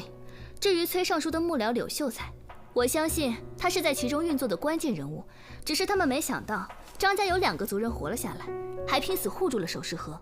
这2人从此改名换姓，来到长安生活，10年来一直在酝酿复仇。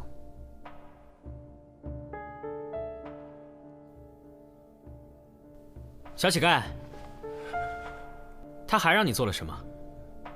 他还故意让我偷钱，被你抓住。谢谢你啊，吴应手。故意让我看见那个玉佩，替冯玉做不在场的伪证，为了把嫌疑引到贾谊的身上，你还把崔尚书勒索贾谊的单据送到我手里。这招不错，双管齐下，完美嫁祸。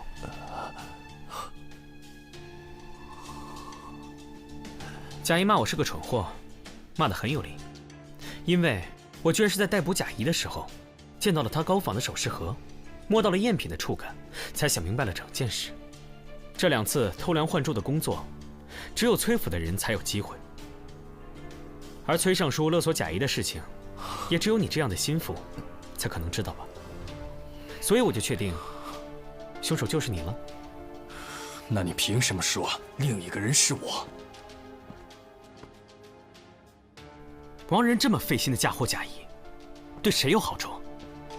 还有，崔尚书在大理寺办案期间被杀，而你正在狱中。凶手为了脱罪，殚精竭虑地制造了古氏杀人的假象。好不容易等到了替罪羊，怎么可能在结案前继续杀人？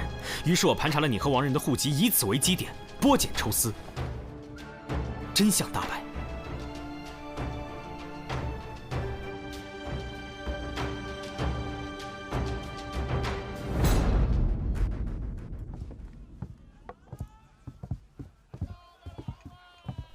又有一个姑娘送你样东西，会是什么呢？要你管。哼。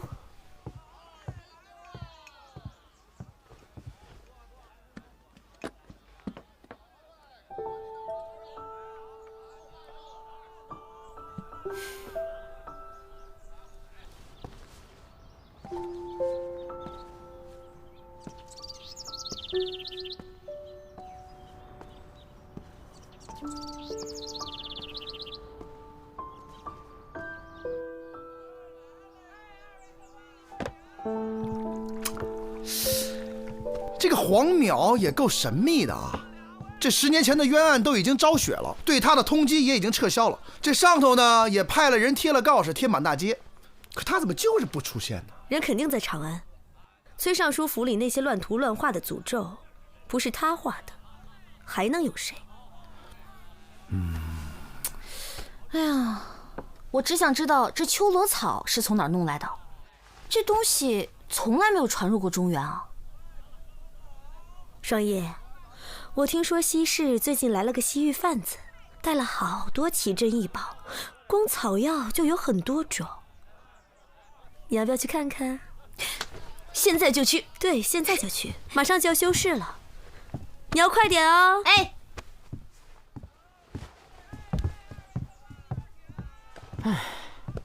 双叶的生日礼物，你们准备的怎么样了？我已经准备好了，怎么样？一个仵作，送什么算是惊喜呢？紫苏，我觉得咱们盗墓去吧。你呢？我防暴除虐、解剖尸体之必备佳品。啊哈哈哈哈哈！啊哈哈哈哈！都在呢。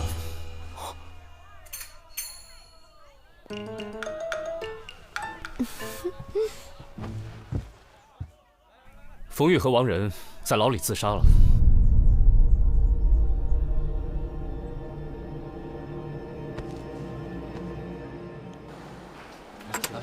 又香又脆的冰糖葫芦。你怎么插队啊？啊？没有啊，我昨天就排在这里啊。一个大男人没羞没臊。多谢。